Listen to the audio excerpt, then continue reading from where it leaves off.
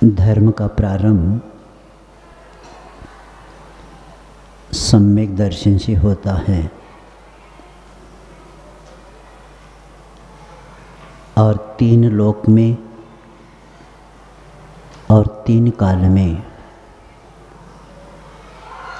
कल्याण करने वाला संसार में कोई अगर वस्तु है वह है धर्म। और धर्म प्राप्त करने का पात्र सम्यक दर्शन के बिना होता नहीं। और इसीलिए आचार्य समद्भद्राचार्य सम्यक दर्शन अधिकार में प्रत्येक जीव के लिए जो भगवान के द्वारा उपदेश मिला वही धर्म मैं आपको बता रहा हूँ। ऐसे कहते हुए सम्यक दर्शन का प्रकरण होने के बाद सम्यक ज्ञान का भी कल विषय पूर्ण हुआ है। सम्यक ज्ञान में 4 अनुयोगों का वर्णन पूर्ण हुआ है। आचार्य कहते हैं कि मोक्ष के अभिलाषी पुरुष को चारों अनुयोगों में श्रद्धा रखना चाहिए। गृहस्थ या श्रावक कितना भी स्वाध्याय करे वो कहेगा श्री द्रव्यानुयोग कार्यकारी है, बाकी के चरणानुयोग, प्रथमानुयोग, कर्णानुयोग कार्यकारी नहीं है। उनके लिए बताया जा रहा है कि चारों अनुयोग योगों में जब श्रद्धा होती है और उन्हीं के स्वाध्याय के द्वारा अपने श्रुत ज्ञान को विस्तृत हम कर सकते हैं। और उस ज्ञान का प्रकरण होने के बाद आज अपने को चारित्र अधिकार प्रारंभ करना है, क्योंकि संसारी का आत्मोत्थान आध्यात्मिक प्रकाश के द्वारा ही होता है। और इसलिए मनोवैज्ञानिक परिप्रेक्ष्य में मानव को जीने की कला वह सिखाता है। और इसलिए सम्यक दर्शन और सम्यक ज्ञान होने के बाद रुकना नहीं चाहिए, आगे बढ़ना चाहिए। प्रायः लोग सम्यक दर्शन को प्राप्त किया, हमारा काम हो गया, ऐसे जो कहते हैं उनके लिए आचार्य कहते हैं कि सम्यक ज्ञान का फल ही चारित्र है।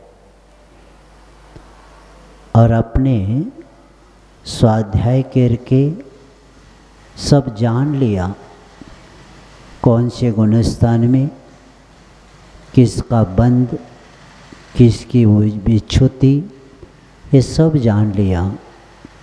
लेकिन ये जानने के बाद भी चारित्र को प्राप्त नहीं किया तो वह कार्यकारी नहीं, क्योंकि आत्मा से जो अनादि से जो कुसंस्कार और रागादि विकारों को अगर हटाना है और अपने स्वाभाविक वीतराग दशा को हमें प्राप्त करना है तो चारित्र ही प्रमुख कार्य है उस कारण। और इसीलिए सिर्फ जानने से कल्याण नहीं होता। जैसे बीमार व्यक्ति वैद्य के पास जाकर रोग का निदान किया और वैद्य राज ने रोग बता के दवा भी दे दिया और बाद में कब खाना कैसे खाना ये भी बताया, पथ्य अपथ्य का ज्ञान भी दिया, लेकिन सिर्फ दवा रखने से कल्याण नहीं होता, दवा का प्राशन करना ही पड़ेगा, तब जाकर ये ठीक हो सकता है। इसीलिए धर्म का आचरण ही प्रमुख उद्देश्य है।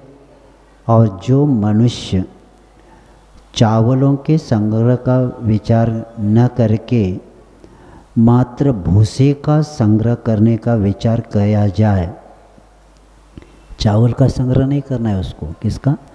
भूसा। भूसे का क्या करता है वो?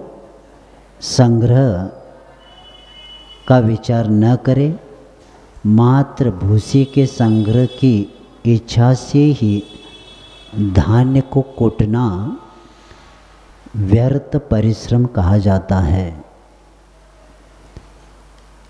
क्योंकि उस धान्य को कूट रहा है। और किसी ने पूछा किस लिए कूट रहे? वो कहता है मुझे भूसा चाहिए। तो उसी तरह भूसा के लिए अगर धान्य कूट रहा है, परिश्रम कर रहा है, तो इससे अज्ञानता और कौन सी हो सकती है? आज लोगों की धर्म विषयक जो अज्ञानता के कारण धर्म क्या हो रहा है? तिरस्कृत और उपेक्षित हो जा रहा है। ज़्यादा अज्ञानी की संख्या होने के कारण क्या कहा जा रहा है? ज़्यादा मिथ्यात्व और अज्ञानता के कारण, ऐसे लोगों के कारण धर्म क्या हो रहा है? तिरस्कृत हो रहा है, उपेक्षित हो रहा है। और मानव की आस्था और निष्ठा धर्म पर से क्या उठती जा रही है। उसका एक ही कारण है, ये अज्ञानी मिथ्या दृष्टि लोगों के कारण धर्म तिरस्कृत हो रहा है, उपेक्षित हो रहा है। और उसका एक ही कारण है स्वाध्याय की कमी। और स्वाध्याय की कमी होने के कारण सत्य का ज्ञान ही नहीं। धर्म शब्द बोलते हैं लेकिन धर्म का मर्म जानते नहीं। इतने पढ़े लिखे लोग समाज में होते हुए भी, जैसे कल बताया था, आचार्य श्री कह रहे थे क्या लौकिक पढ़ाई इन लोगों ने इतनी की, धर्म का एक भी ज्ञान नहीं। जैन शब्द का पता नहीं हमारे बच्चे और बच्चियों को क्या करना। और इसीलिए तो ये धर्मांतर होती जा रहे बच्चियाँ। हम उनको कहते थे पहला कि ये धर्म विदेश का वैज्ञानिक चाहता है जैन कुल में भारत में जन्म लेने का, लेकिन हम हमारे बच्चों को इसका ज्ञान दिया ही नहीं। उसके कारण कितनी हानि हो गई। और समाज में स्वाध्याय की इतनी कमियां हैं। मैं सुबह भी क्लास में जा रहा हूँ 3:30 से 4:30, छड़ाला लगाया हूँ, लेकिन क्या सुन के कह रहे महाराज ऐसे कभी सुना ही नहीं हमने। अरे छड़ाला कभी स्वाध्याय नहीं किया, उस समाज को हम क्या कहें। ज्ञान ही नहीं है। और इन अज्ञानी के लोगों के कारण धर्म तिरस्कृत और उपेक्षित होता जा रहा है। इसीलिए आचार्यों ने कहा है कि अपने समाज को स्थिर करना है, परिवार को स्थिर करना है और खुद को स्थिर करना है। सबका उत्तर है स्वाध्याय। स्वाध्याय के बिना कुछ नहीं हो सकता। कई भवों के पुण्य को बेचने के बाद जैन कुल मिला है, आधा घंटा भी स्वाध्याय के लिए नहीं दे पा रहे संसारी। 24 घंटे में से आधा घंटा भी नहीं दे पा रहा। धर्म को समझने का थोड़ा भी सोच नहीं रहा। क्या हो रहा है क्या पता, और क्या करना चाहते क्या पता। तो इसीलिए धान्य को कूट रहा है, भूसा के लिए कूट रहा है। और इसीलिए आचार्य कहते हैं यह अज्ञानता दूर होना ज़रूरी है। और इसीलिए सम्यक दर्शन और सम्यक ज्ञान के बाद अब सम्यक चारित्र की चर्चा यहाँ स्वाध्याय प्रारंभ हो रहा है चारित्र अधिकार में। क्योंकि जो व्यक्ति सम्यक ज्ञान रहित व्रतादि क्रियाओं को निरक्त कहा जाता है, वह चारित्र रहित ज्ञान भी क्या है, व्यर्थ है। चारित्र रहित ज्ञान व्यर्थ का है।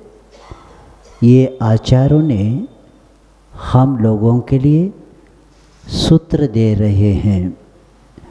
और इसीलिए एक उदाहरण बताते हैं राजवार्तिक में, बहुत अच्छा उदाहरण बताया है। हतम ज्ञानम क्रियाहीनम हताच अज्ञानिन क्रिया धावन किलन धनो दग्ध पश्यनपि न पंगुल। आचार्य अकलंक देव ने राजवार्तिक में ये उदाहरण देके समझाया है कि चारित्र के अभाव में ज्ञान निरुपयोगी है। साथ ही ज्ञान के अभाव में व्रतादि रूप क्रिया भी क्या है, व्यर्थ है। इसीलिए व्यर्थ है।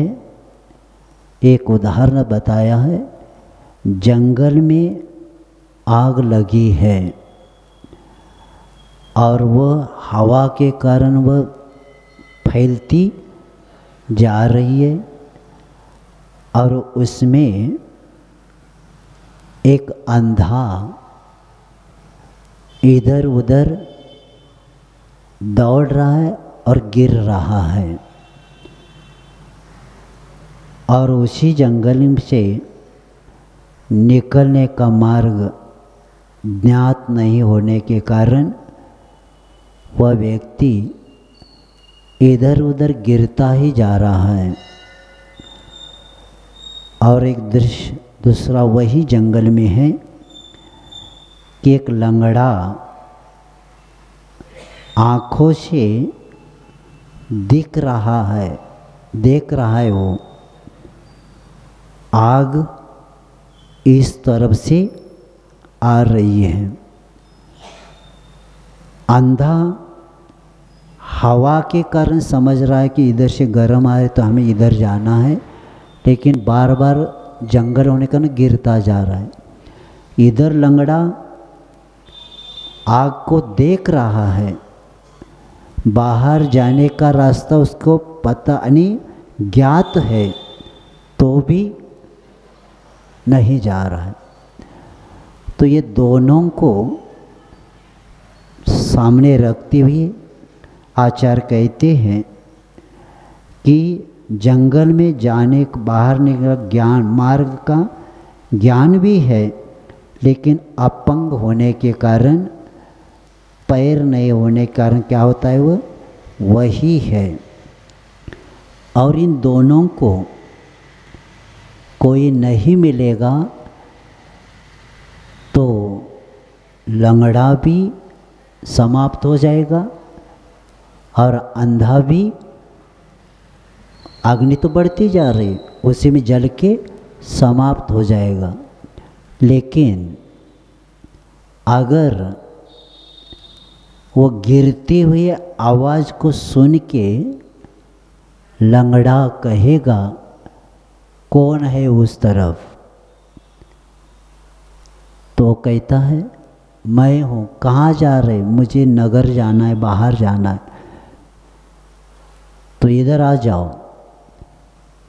यानी लंगड़ा अंधे को क्या करता है, आवाज़ देते, आवाज़ की जैसे आवाज़ है उस आवाज़ की ओर आ रहा है। और लंगड़े के पास आते ही वो कहता है आपको कहाँ जाना है? मुझे भी जाना है। अब दोनों को जंगल से बाहर जाना है। अब एक दूसरे का सहारा लेना पड़ेगा। तो अंधे के लंगड़े के कंधे पर, किसके कंधे पर? किसके कंधे पर? हाँ, बहुत अच्छा। अंधा कहता है आप मेरे कंधे पर बैठ जाओ और आप बताते जाना, मैं वैसे चलूँगा। तो उसी तरह उस अंधे के कंधे पर लंगड़ा जब बैठ जाता है और वो दिशा को बताता जाता है, वैसे वो भी चलता जाता है और जंगल में से बाहर आकर नगर में पहुंच जाता है। तो उसी तरह आचार्य कहते सम्यक दर्शन हो गया, सम्यक ज्ञान भी हो गया, तो भी आपका कल्याण होने वाला नहीं है। आपको क्या करना पड़ेगा? चारित्र को प्राप्त किए बिना इस संसार के घने जंगल में से आप आ ही नहीं सकते। तो ये चारित्र हम लोगों के लिए इतना महत्वपूर्ण है, क्योंकि आत्मा की शुद्धि कैसे करना ये ज्ञान हो गया सम्यक दर्शन और सम्यक ज्ञान के द्वारा।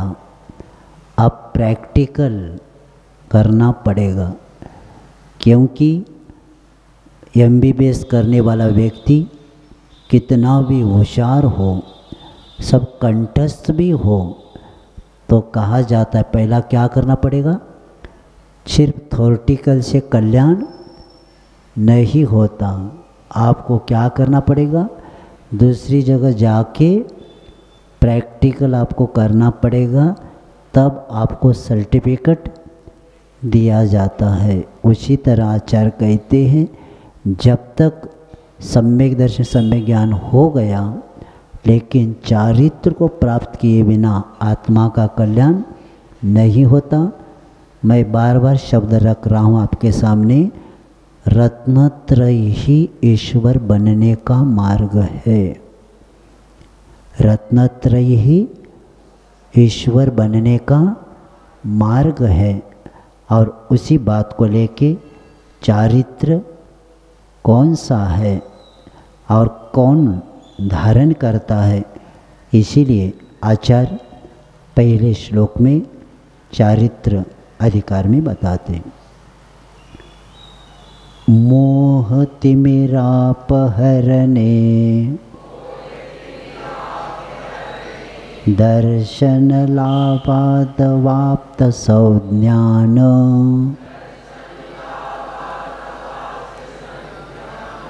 राग द्वेष निवृत्ते चरणं प्रतिपद्यते साधु। हाँ, मोह तिमिरापहरणे, मोह रूपी अंधकार जब दूर हो जाता है तो दर्शन लाभात, यानी सम्यक दर्शन की प्राप्ति होती है। यहाँ मोह तिमिराने कौन सा लेना, मिथ्यात्व रूपी अंधकार, यहाँ दर्शन मोह लेना। दर्शन मोह वह मिथ्यात्व के रूपी अंधकार का जब अपहरण होता है अंधकार का, तब क्या होता है, जैसे अंधकार का अपहरण होते ही प्रकाश हो जाता है, उसी तरह दर्शन मोह का मिथ्यात्व रूपी अंधकार का अपहरण होते ही यथासंभव उपशम क्षय क्षयोक्षम होने से वह दर्शन मोह किस में परिवर्तित होता है, सम्यक में प्राप्ति कर लेता है। अंधकार नष्ट होते प्रकाश होता है, उसी तरह मिथ्यात्व रूपी अंधकार नष्ट होते ही सम्यक दर्शन रूपी प्रकाश व्यक्ति को प्राप्त होता है। क्योंकि दूसरी या तीसरी गाथा श्लोक में एक उदाहरण बताकर आए हैं कि मार्ग प्रकाशक, मार्ग निर्देशक और मार्ग व्यवस्थापक, तीन शब्द बताकर आए हैं कि ज्ञान सागर महाराज जी ने ये तीन शब्द दे के कहा है, मार्ग का प्रकाशक यानी जिसके पास आँखें हैं लेकिन उजाला हुए बिना व्यक्ति क्या नहीं करता, विहार नहीं करता। तो उसी तरह हमारे इस मार्ग के प्रकाशक, मोक्ष मार्ग के प्रकाशक अगर कोई है, वे अरिहंत देव हैं। और मार्ग व्यवस्थापक हमारा सिद्धांत शास्त्र है। क्योंकि ज्ञान हो गया, प्रकाश हो गया, लेकिन जब चलना प्रारंभ किया तो चौगड्डा आ गया। अब हमें जब तक साइन बोर्ड नहीं देखते तब तक हमारा मार्ग का निर्णय, जिस मार्ग पर जाना है, चौगड्डा में तो 4 रोड है, तो पहला क्या करना पड़ता है, साइन बोर्ड जब देखेंगे तब हमें इसको बोलते शास्त्र। और जब मार्ग प्रारंभ होने वाला है उसी वक्त कोई कहता है घना जंगल है, तो हमें डर हो जाता है। तो हम पूछते हैं चौगड्डा में कोई रास्ता बताने वाला कोई आ सकता है क्या। तो एक विश्वासु व्यक्ति को लेके क्या होता है, आगे की यात्रा होती, इसको बोलते हैं गुरु। तो मार्ग प्रकाशक, मार्ग निर्देशक और मार्ग व्यवस्थापक, देव, गुरु, शास्त्र।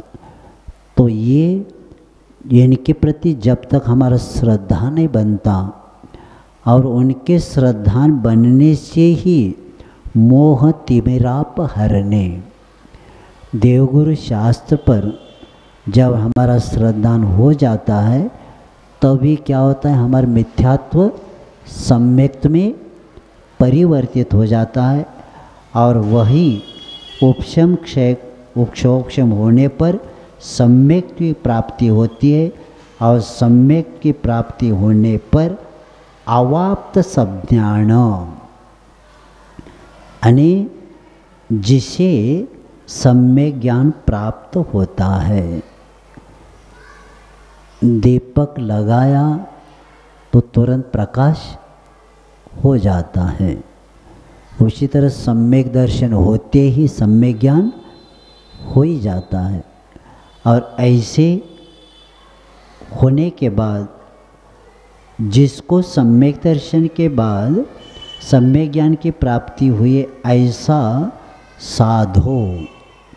साधो ने वह भव्य जीव कि जो अपने आत्म कल्याण की इच्छा का लालसा जिसके पास है, वह साधु यानी मुमुक्षु जो आत्म कल्याण की तीव्र लालसा जिसके पास है और जिसके पास आत्म कल्याण की तीव्र लालसा होती है, वह बाकी के संसार के पदार्थ से प्रभावित नहीं होता।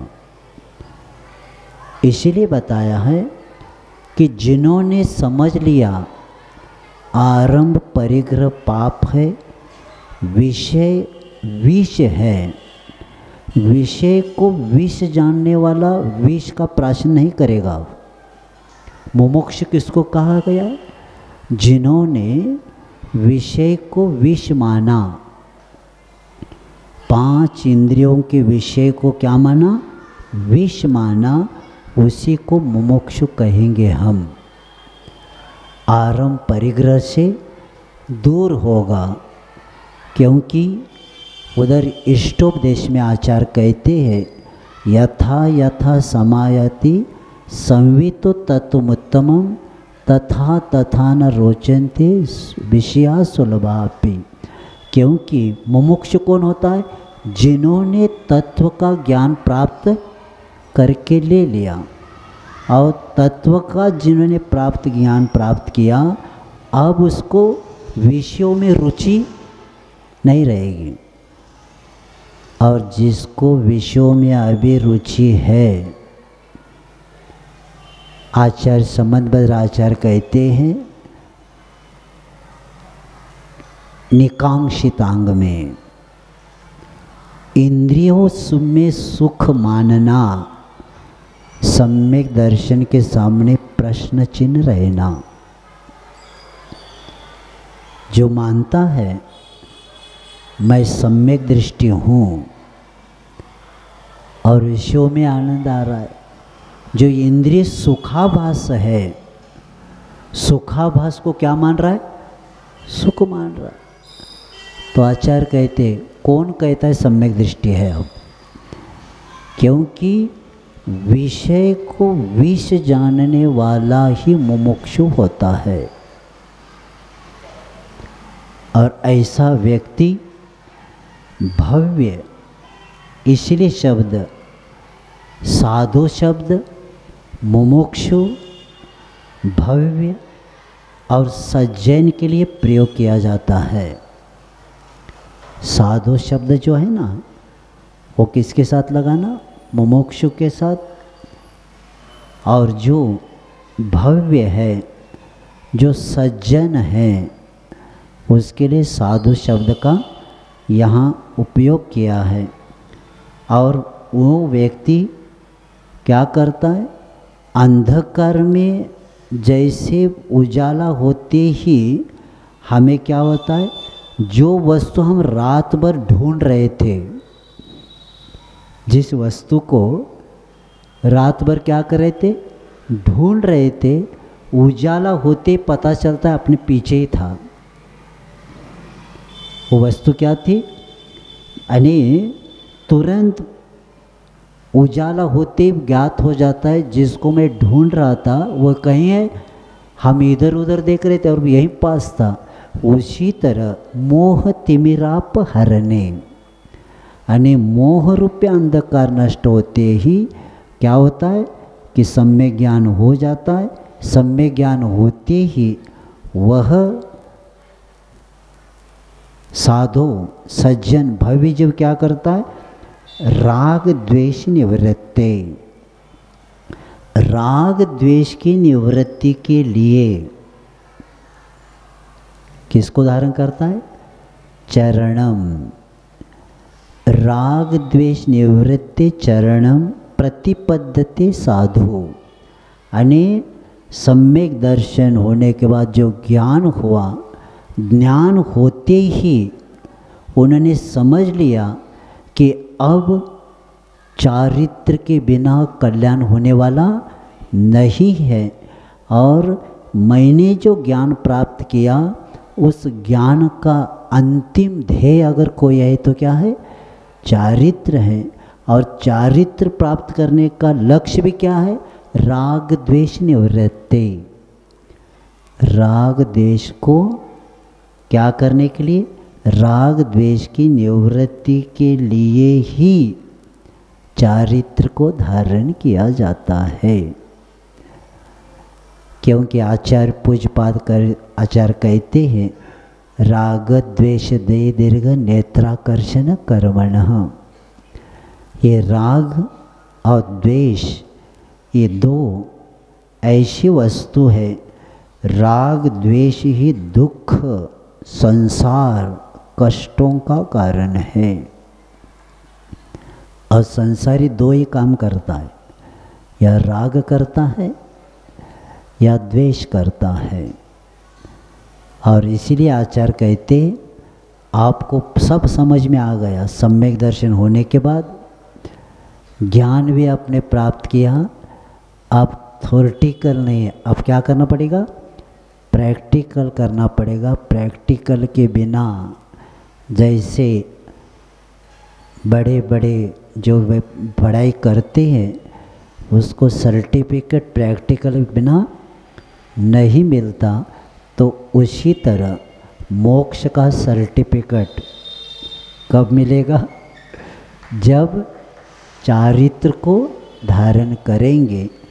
और क्योंकि स्वभाव से विपरीत है, ये राग द्वेष स्वभाव नहीं हमारा, ये क्या है, हमारे स्वभाव से विपरीत परिणाम है।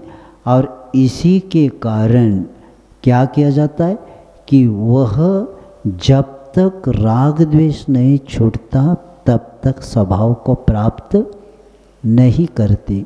क्योंकि राग द्वेष अपने प्रति नहीं होता, राग द्वेष पर पदार्थ के कारण ही होता है।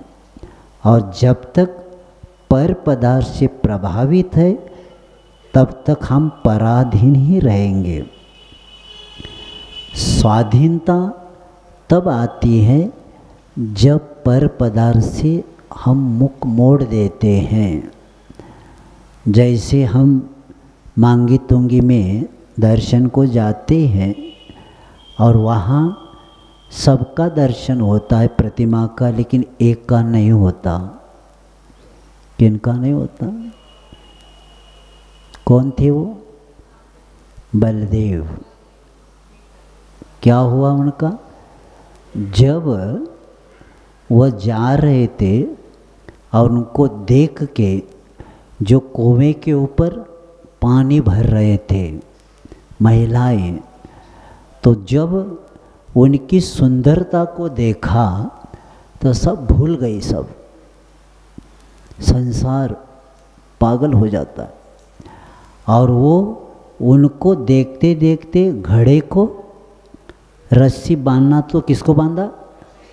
लड़के के गले में रस्सी डाला और उसको ऐसा करके उठाना था। तो उन्हें क्या कर रहे देखते, तो बाद में पता चला क्या था, अपने बच्चे के गले में ही क्या लगाया था उन्होंने?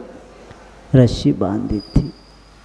पर पदार्थ और विषय जो प्रभावित होता है वह स्वभाव को प्राप्त नहीं करता। तब उस महिला ने देखा कि उस लड़के के गले में घड़े को लगाना तो उसको लगाया था, क्योंकि उनकी सुंदरता देखते देखते इधर उसी तरह संसारी दूसरी की ओर देखता देखता अपना आहित विवेक ही छोड़ देता है। और इसीलिए ये राग और द्वेष इतना भरा हुआ है, और ये इसको कम करने के लिए ही चारित्र होता है। इसलिए संबंधबद्ध आचार्य कहते हैं चारित्र का ध्येय क्या है? राग द्वेष की निवृत्ति के लिए।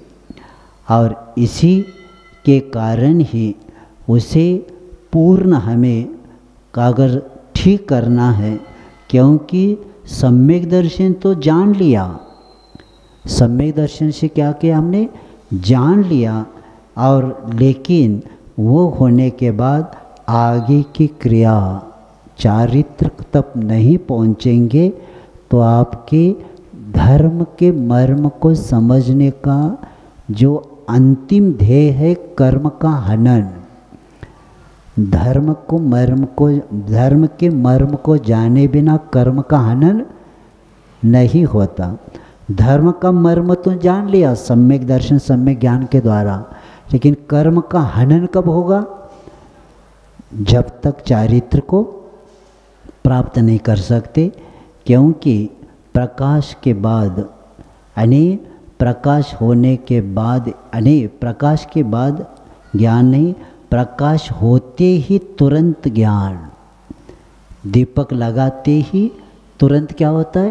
प्रकाश मिलता है। ऐसा नहीं कि पहला प्रकाश मिलता है बाद में वो दीपक जलता है। दीपक जलते ही तुरंत क्या होता है? प्रकाश होता है। तो उसी तरह सम्यक दर्शन होते ही सम्यक ज्ञान होता है, क्योंकि प्रकाशित को योग्यता होती है और प्रकाशक योग्यता को प्रकाशित करता है। प्रकाशक क्या होता है? प्रकाश क्या करता है? प्रकाशित की योग्यता बताता है। और जो प्रकाशक होता है वो योग्यता को प्रकाशित करता है, और प्रकाशक जिसके माध्यम से वह कार्य आगे हो जाता है। तो इसीलिए वे चारित्र, जैसे हम नदी के पास कभी से जाते हैं तो दूर से वो धोबी क्या कर रहा है? कपड़ा ऊपर करके जोर से पटक रहा है। तो जब वो पटकता है तब आवाज़ नहीं आता, दूर पहला पटकता है बाद में आवाज़ आता है। ये जैसे बाद में होता है वैसे यहाँ पहला आवाज़ आता है, यानी वो क्रिया दिखते बाद में आवाज़ आता है। ऐसी दो क्रिया यहाँ नहीं होती।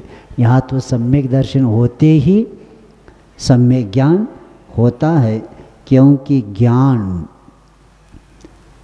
अक्षर ज्ञान को ज्ञान मानना सबसे बड़ी भूल है। आचार्य महाराज जी के एक शब्द है, शब्द संग्रह को सम्यक दर्शन नहीं कहेंगे हम। क्या? शब्द संग्रह को सम्यक दर्शन नहीं कहेंगे। शब्द का संग्रह है, लेकिन उसके मर्म को उन्होंने नहीं जाना। जैसे आचार्य 11 अंग का ज्ञान भी जिसको हो गया उसको आत्मज्ञान नहीं है, तो ज्ञान कुछ कार्य का नहीं है। तो उसी तरह नहीं तो क्या हो जाता था? जो पढ़ता था वो सम्यक दृष्टि हो जाता था। जो स्वाध्याय करता है, जिसको पढ़ना आता है, अक्षर पढ़ने आता है, वो क्या हो जाता था? सब पढ़कर सम्यक ज्ञानी हो जाते। तो ऐसा हो जाता था क्यों? इसीलिए क्योंकि पढ़ने के बाद इसके लिए क्या, सम्यक दर्शन के लिए क्या आवश्यक है? श्रद्धा महत्वपूर्ण है। हम स्वाध्याय कर रहे, स्वाध्याय के साथ श्रद्धा हो तो वो सम्यक दर्शन सम्यक ज्ञान में परिवर्तित होगा। और हम पढ़ते जा रहे, शब्द का संग्रह करते जा रहे। तो आचार्य महाराज एक बार मूलाचार की क्लास में कभी बता रहे थे कि शब्द संग्रह को सम्यक दर्शन नहीं कहना, क्योंकि पढ़ने वाला पढ़ता जा रहा है, शब्द का संग्रह करता जा रहा है, लेकिन श्रद्धा उसके पास है ही नहीं, तो सम्यक दर्शन भी नहीं होगा और आगे का विषय बनेगा ही नहीं। तो इसीलिए सम्यक दर्शन के बाद ही ज्ञान, और इसी के द्वारा तो चारित्र भी सम्यक्त होता है। चारित्र सम्यक्त होने का कारण क्या है? सम्यक ज्ञान है, इसलिए चारित्र भी सम्यक हो गया। अगर मिथ्या है दोनों तो चारित्र भी क्या हो जाएगा? मिथ्या हो जाएगा। तो इसलिए पहले के इसके साथ इसको जोड़ के कहते, क्योंकि इसीलिए कहा जाता है सम्यक दर्शन मोक्ष की क्या है? प्रथम सीढ़ी। ऐसे बता के ये प्रारंभ इसी से करवाया, तब जाकर आगे का कार्य होता है। क्योंकि कमल जब तालाब में है, हम हीटर के द्वारा भी ताप देकर उसको क्या करना चाहते? विकसित करना चाहते, नहीं होता।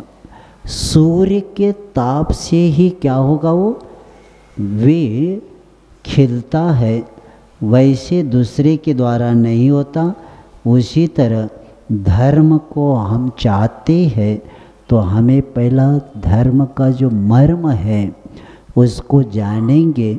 जिस तरह कमल के लिए सूर्य की ऊष्मा ही जरूरत पड़ती है, तब जाकर कार्य होता है। उसी तरह धर्म के प्रति श्रद्धा हो तब हम धर्मात्मा बन सकते हैं, नहीं तो धर्मात्मा बनेंगे नहीं। सिर्फ मंदिर में जाने से, अभिषेक करने से धर्मात्मा नहीं होता। श्रद्धा हमारे पास कितनी है, उसके प्रति आस्था कितनी है।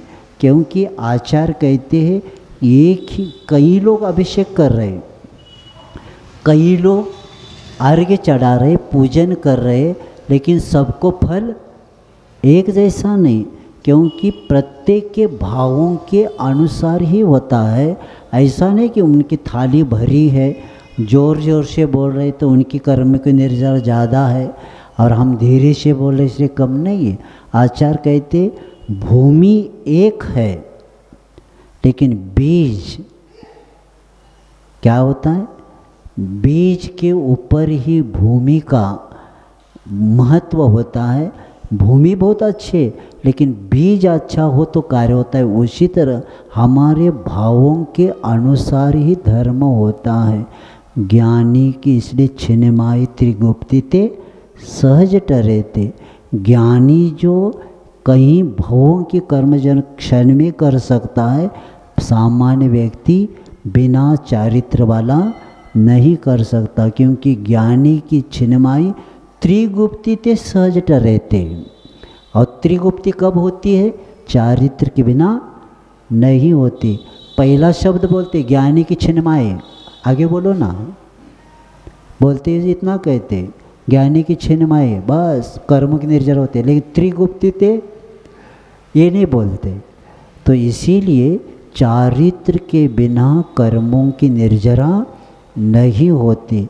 और ये भी याद रखना, आपको इस भाव में चारित्र को धारण करना ही पड़ेगा। घर नहीं छूट रहा है, घर में रहकर भी गुणस्थान आपका चेंज हो सकता है। जब आप प्रतिमाधारी बनेंगे तो आचार्य महाराज बता रहे थे, कई लोग अपनी कमियां बता के वहीं संसार में आकर वहीं से चले जाते।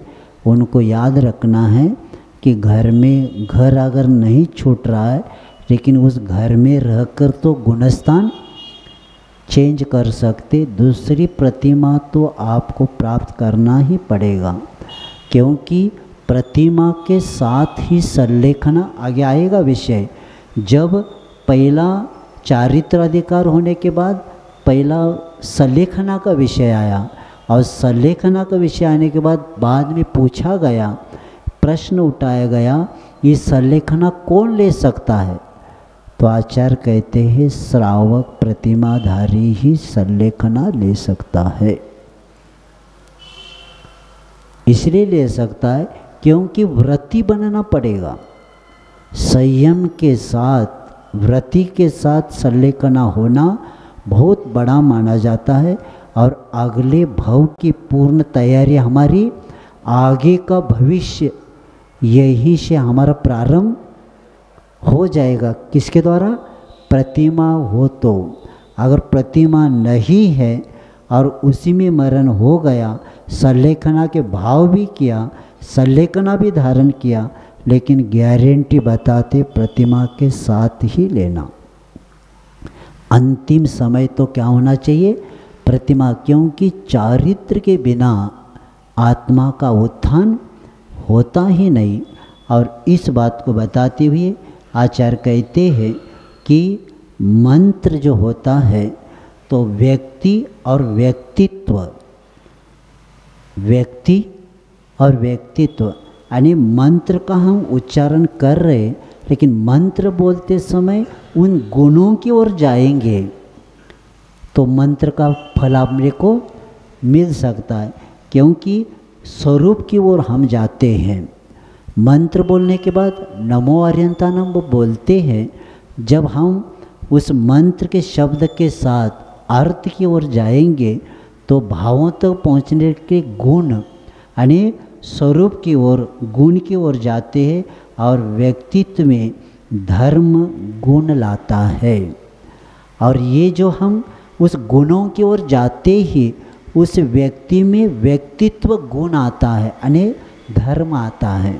और धर्म आने से वे क्या करता है कि उस गुणों की योग्य बनने के कारण ही, इसलिए हम कोई भी धार्मिक अनुष्ठान हो, पूजन हो, स्वाध्याय हो, सबका जैन दर्शन में एक ही लक्ष्य है, वंदे तद्गुण लब्धे।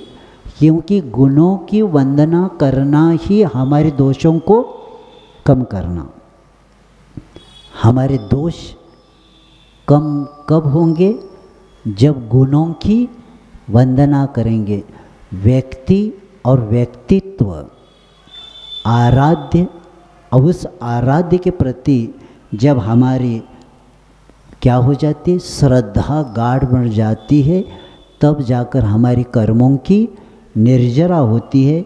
और इसीलिए यहाँ जो शब्द दिया है, मोह तिमिर का अपहरण करने वाले कौन है?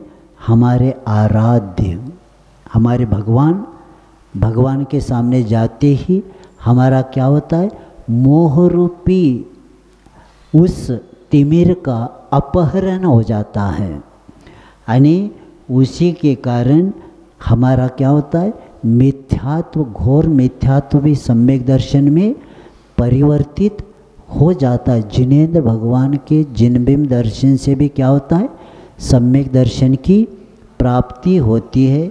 और इसीलिए जैसे हम आराध्य हमारे भगवान को मानते हैं, उसी तरह हिंदू समाज में भी परमात्मा मानते, निर्गुण परमात्मा मानते हुए कौन मानते? यानी हम जैसे 18 दोषों से रहित मानते हैं, वो 18 दोष नहीं होते, क्या बोलते?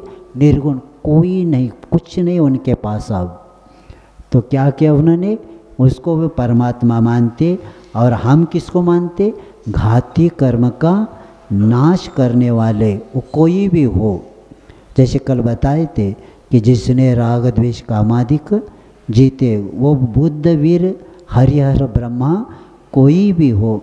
क्योंकि उपास्य कौन है? नाम से जैन दर्शन स्वीकारता नहीं, गुणों की प्रमुखता मानता है। जो हमारे आराध्य हैं, उस आराध्य की आराधना करने वाला व्यक्ति को नहीं देखता, नाम नहीं पूछता, किसको पूजता है? गुणों को प्रमुखता देता है। क्योंकि गुणों के बिना आत्मा का उत्थान होता नहीं।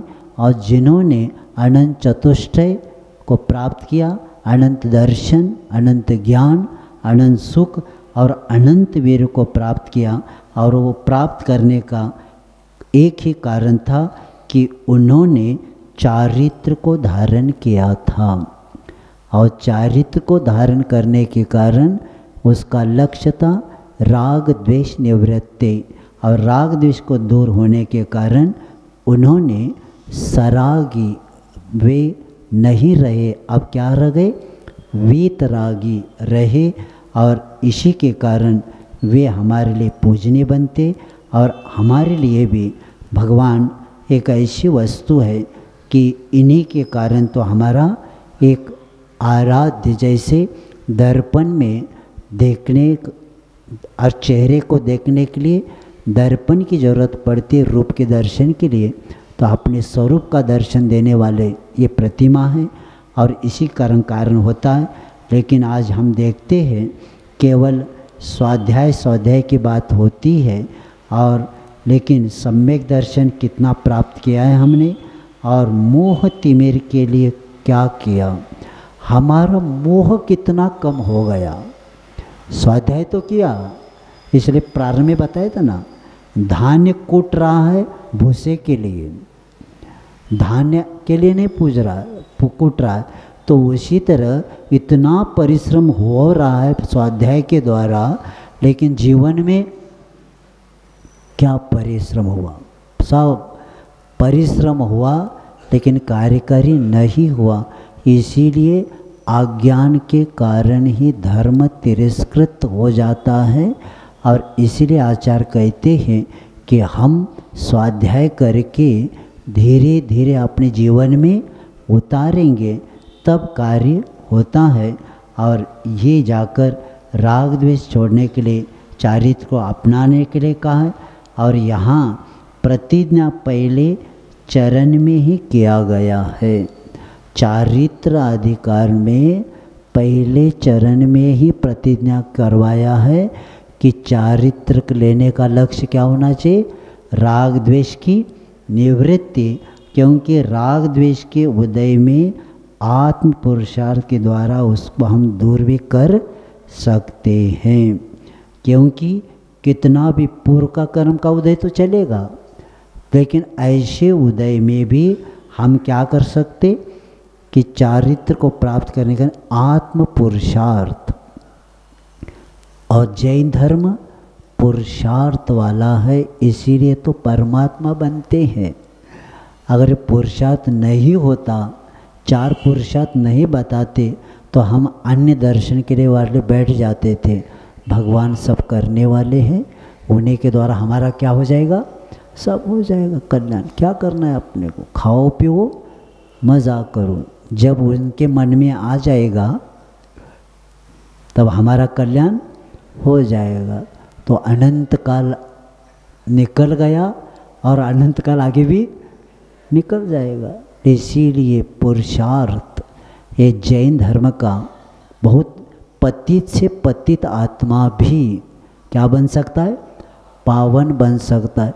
चैलेंज लेके कई लोगों ने किसी को, जैसे वहाँ एक मुनि महाराज देखो, एक श्रावक जा रहा है समूह शरण में, तो उन्होंने कहा भगवान के पूछ के आना हमारे कितने भव है, और भव वो जाते वो गया और भगवान के वाणी में क्या बताया कि जिस वृक्ष में के नीचे बैठे हैं उतने भव है, और जाते समय वो एरंड के पेड़ के नीचे बैठे थे, और इसलिए श्रावक जल्दी जल्दी आता है, बताएंगे, क्योंकि एरंड के वृक्ष को पत्तियाँ बहुत कम रहती है। तो उनको लगा कि बहुत अच्छा है, वो मुनि महाराज का बहुत कम रह गए भाव, और जब आकर देखा तो इमली के पेड़ के नीचे बैठे थे। क्या हो गया? तो उन्होंने कहा श्रावक ने, आप इधर क्यों बैठे, क्यों, क्या बताऊं, आप जाते समय जो पेड़ बताए थे वहाँ बैठते तो आपके भाव बहुत कम थे, तो इधर बैठने का, यहाँ तो पत्तियाँ बहुत है, तो बहुत टाइम लगेगा। तब मुनि महाराज कहते इतना तो फिक्स होगा कि इतने भाव है मेरे। और क्या क्या उन्होंने आत्म पुरुषार्थ इतना क्रम बताया, उन्हें कहाँ कहाँ का निदान किया, कहाँ गए और पुनः आकर पुनः मोक्ष को चले गए। इसको बोलते आत्म पुरुषार्थ। यानी इतना ज्ञान हो गया हमें कि जितनी पत्तियां हैं, पहला वो तो श्रावक कह रहे था आपने बहुत गड़बड़ किया इधर बैठ के, एरंड के होते तो पत्तियां बहुत कम होती तो हम गिन भी सकते थे, लेकिन आप इमली के पेड़ के नीचे आए तो बहुत तो भी मुनि महाराज ने कहा इतना फिक्स है, अनंत तो नहीं है। और ऐसे ऐसे निदान करके वो कहानी आती है पुराणों में, करके मोक्ष को भी प्राप्त किया। इसको बोलते आत्म पुरुषार्थ। आत्म पुरुषार्थ के द्वारा कितना भी पतित आत्मा भी क्या कर सकता है, मोक्ष को प्राप्त कर सकता है। उसका एक ही कारण है, क्या है कि कर्म के उदय का कितना भी हो, लेकिन एक बार ज्ञान हो गया तो वे व्यक्ति आत्म पुरुषार्थ के द्वारा, चारित्र के द्वारा क्या करता है, अंतिम लक्ष्य को प्राप्त करता है। और इसीलिए आचार्य कहते हैं कि उपभोग के समय मोह जागृत होता है, उसे दबा सकते और उसके लिए संयम, क्योंकि मोह का सदा क्या होता है कि वह जागृत कर सकता है हमें। उपभोग आदि के समय क्या करता है, मोह जागृत हो सकता है, लेकिन उसको मोह को हम दबा सकते हैं किसके द्वारा, संयम के द्वारा, चारित्र के द्वारा। और वो जो पाप होने वाला था उस पाप को हम दबा सकते, और ऐसे दबा के हमारी वासनाएं भी कम हो सकती। इसके पहले भी आगे आएगा रत्न श्रावकाचार्य में कि आचार्य कहते देवादिदेव चरणे परिचरण सर्व दुखर काम दुहि कामदाहिनी। आचार्य कहते जब भगवान के दर्शन पूजन करने से, नित्य पूजन करने वालों को दुख का नाश होता है, मनोकामना होकर विषय वासना कम होती है। यानी जिनेंद्र भगवान की आराधना करने वाला की वासनाएं भी क्या होती है, कम होती है, और इसी के द्वारा वो संयम की ओर धीरे धीरे बढ़ जाता है, तो कार्य होता है। समय आपका हो गया।